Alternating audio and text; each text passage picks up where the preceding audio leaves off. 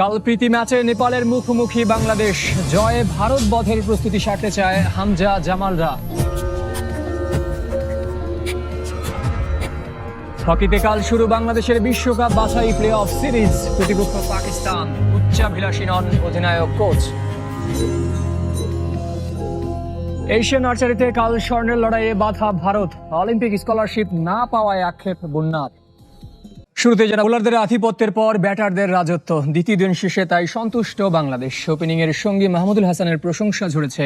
তো ভালো একটা পার্টনারশিপ হবে আশা করি। তো ওইভাবে আমরা কথা বলে আমরা স্টার্ট করছি। তো আলহামদুলিল্লাহ খুব ভালো হয়েছে। এটা কোনো প্ল্যানে ছিল না, বাট বলের মেরিট অনুযায়ী যেরকম বল ছিল ওরকম, যেটা পানিশ করা বল ওটা পানিশ করতে, যেটা আপনার রেসপেক্টের বল রেসপেক্ট করতেছে, তো ওরকম ভাবেই আমরা ব্যাটিং করতেছিলাম। তো সাথে তেমন কোনো প্ল্যান ছিল না। ফুটবলের খবর, কাল ভারতের বিপক্ষে ম্যাচের প্রস্তুতি সারবে বাংলাদেশ। প্রীতি ম্যাচে 5 বছর পর ঘরে মাঠে প্রতিপক্ষ নেপাল।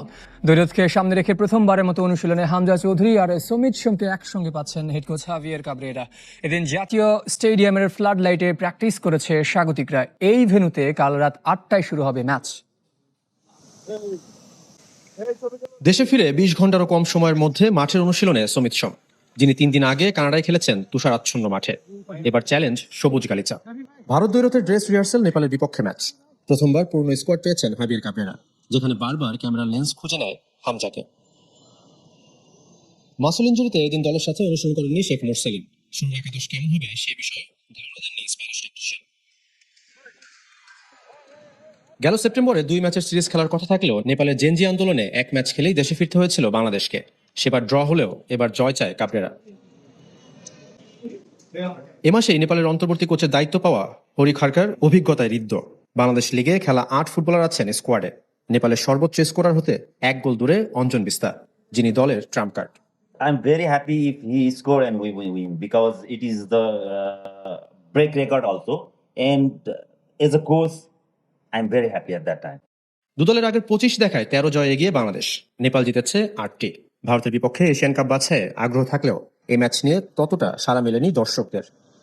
সাম্প্রতিক ঘটনা প্রবাহের প্রভাব পড়ছে নারী ক্রিকেটে। অনিশ্চিত ভবিষ্যতের ভাবনা তাড়িয়ে বেড়াচ্ছে কিশোরীদের। খেলাধুলা ছেড়ে দিতে বলছেন চিন্তিত অভিভাবকরা। এর মধ্যে শেষ হলো প্রথম বিভাগ নারী বাছাই লীগ। বসুন্ধরা ক্রিকেট নেটওয়ার্ককে হারিয়ে প্রথম বিভাগে উন্নীত শাকিলা ক্রিকেট একাডেমি। চ্যাম্পিয়ন হওয়ার উচ্ছ্বাস এমনই, নেচে গেয়ে শিরোপা উদযাপন করেছে শাকিলা ক্রিকেট একাডেমি। প্রথম বিভাগ বাছাই লিগে শক্তিশালী বসুন্ধরা ক্রিকেট নেটওয়ার্ককে হারিয়েছে 12 রানে। আগে ব্যাট করে নির্ধারিত 20 ওভারে 109 রান তোলে শাকিলা একাডেমি। জবাবে 97 রানের বেশি তুলতে পারেনি বসুন্ধরা। একমাত্র দল হিসেবে প্রথম বিভাগ লিগে উন্নীত হলো শাকিলা। জয় পরাজয়ের প্রতিক্রিয়ার মাঝেও নিরাপত্তা নিয়ে ভয়, আতঙ্ক। যৌন হয়রানি সহ নারী ক্রিকেটের সাম্প্রতিক ঘটনা প্রবাহের প্রভাব পড়ছে পরিবারেও। তারা বলতে চায় যদি এরকম সমস্যা থাকে খেলা ছেড়ে দাও, বাসায় চলে আসো। এই সমাজগুলো ভালো না, মানে একটু সাবধানে চলাফেরা করা যায়। তো মান সম্মান হারাই, সেক্ষেত্রে তো খেলাধুলা করে লাভ নেই। আমাদের বাবা মা অনেক কষ্ট করে আমাদেরকে এই জায়গায় পাঠাইছে, অনেক রিস্ক নিছে। তো সেই ক্ষেত্রে যদি জানতে পারে আমরা আনসেফ এই জায়গায়, তাহলে আমাদের বাবা মা কোনোদিনও এলাও করবে না ক্রিকেটটা আমাদেরকে। তবে নিজেদের মধ্যেও সচেতনতা জরুরি বলে মনে করেন ক্রিকেটাররা। আমাদের কিছু সমসাময়িক ব্যাপার যেগুলো ঘটলো, তার মধ্যে যাদের নাম আসছে অ্যাকচুয়ালি তারা কিন্তু দুধের দোয়া তুলছে বাধা না। নিজের ইচ্ছা থাকলে সবকিছু সম্ভব, আর নিজের ইচ্ছা না থাকলে কখনো সম্ভব না। যদি আমরা ডিসিপ্লিন থাকি তাহলেই সম্ভব এটা রিকভারি করার। ডিসেম্বরের দ্বিতীয় সপ্তাহে প্রথম বিভাগ নারী লীগ করতে চায় ক্রিকেট বোর্ড। ক্লাবগুলোকে প্রস্তুতি নেওয়ার জন্য চিঠিও দেওয়া হয়েছে। তবে শেষ পর্যন্ত বেশ কিছু ক্লাব লীগ বয়কট করতে পারে। জাতীয় দল যে তারা নিরাপত্তার মধ্যে নাই, তারাই বিভিন্ন হয়রানির শিকার হচ্ছে।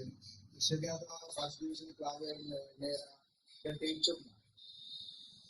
এদিকে জাহানারার অভিযোগের পরিপ্রেক্ষিতে গঠিত বিসিবির তদন্ত কমিটিতে যুক্ত হয়েছে আরো 2 সদস্য।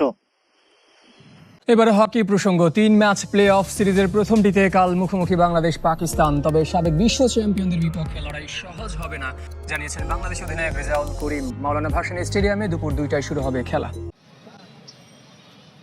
প্রচারেই প্রসার, তবে প্রচার যখন ভুলে সাজানো তখন এর মান কতটা নিম্নমুখী সে ধারণা সহজেই অনুমেয়। মাওলানা ভাসানী স্টেডিয়ামে পাকিস্তানের বিপক্ষে গুরুত্বপূর্ণ ম্যাচ, অথচ ভেন্যুর বাইরে ব্যানারে দেশটির নামের বানান ভুল। ফেডারেশনের এমন উদাসীনতার মাঝে এক মঞ্চে ফটো সেশনে হাস্যোজ্জ্বল দলের কোচ ও অধিনায়ক। 3 ম্যাচের সিরিজ, জয়ী দল পাবে বিশ্বকাপ বাছাই পর্বের টিকিট। রাজনৈতিক বৈরিতায় ভারতের মাটিতে এশিয়া কাপ খেলেনি পাকিস্তান। এতে করে প্লে অফ খেলতে হচ্ছে সাবেক বিশ্ব চ্যাম্পিয়নদের। আর এশিয়া কাপে অংশ নিলেও সেরা পাঁচে ছিল না বাংলাদেশ। তাই পাকিস্তানকে হারিয়ে স্বপ্ন বাঁচিয়ে রাখার সুযোগ লাল সবুজের। তবে বাস্তবতা জানে সিগফ্রিড আইকম্যান শিষ্যদের শক্তিমত্তায় অনেক এগিয়ে পাকিস্তান, জানা অধিনায়ক কোচের।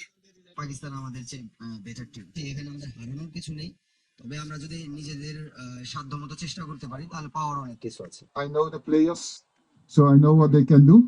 পাকিস্তানের খেলোয়াড়রা দক্ষ, ওরা আমাদের তুলনায় অনেক বেশি ম্যাচ খেলে, লড়াইটা কঠিন হবে। Reasonably good. বাংলাদেশের সংবাদ সম্মেলন মনোযোগ দিয়ে শুনেছেন সফরকারী কোচ ও অধিনায়ক। অবশ্য অস্থির সময় পার করছে পাকিস্তান হকি দল। ফেডারেশনের সঙ্গে দ্বন্দ্বে জড়িয়ে বাংলাদেশে আসেননি কোচ তাহির জামান, তবে পাক অধিনায়কের মতে প্রভাব মুক্ত থাকবে দল।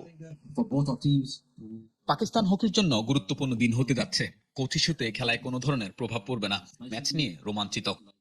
পাকিস্তানকে এর আগে কখনো হারাতে পারেনি বাংলাদেশ, তাই নীল টার্ফে সবুজ আশরাফুলরা জয় পেলে হবে নতুন ইতিহাস। জানাবো এশিয়ান আর্চারির খবর। অবশেষে পদক পেতে যাচ্ছে বাংলাদেশ। কম্পাউন্ডের মিশ্র ইভেন্টের ফাইনালে ভারতের বিপক্ষে লড়বে স্বর্ণের জন্য। সেমিফাইনালে শক্তিশালী দক্ষিণ কোরিয়াকে হারিয়েছে বন্যা আক্তার হিমু বাছার জুটি। যদিও অলিম্পিক স্কলারশিপ না পাওয়ার স্বপ্নভঙ্গের বেদনায় নীল বন্যা। এশিয়ান আর্চারিতে দিন যত গড়িয়েছে পদকের সম্ভাবনা ততই ফিকে হয়েছে। এর মধ্যে স্বস্তির খবর দিলেন বন্যা আক্তার ও হিমু বাছার জুটি। দুই আর্চারের নৈপুণ্যে কম্পাউন্ড মিশ্রতে ফাইনালে উঠেছে বাংলাদেশ, নিশ্চিত অন্তত রৌপ্য। সেমিফাইনালে হট ফেভারিট দক্ষিণ কোরিয়াকে হারিয়েছে 158-153 পয়েন্টে।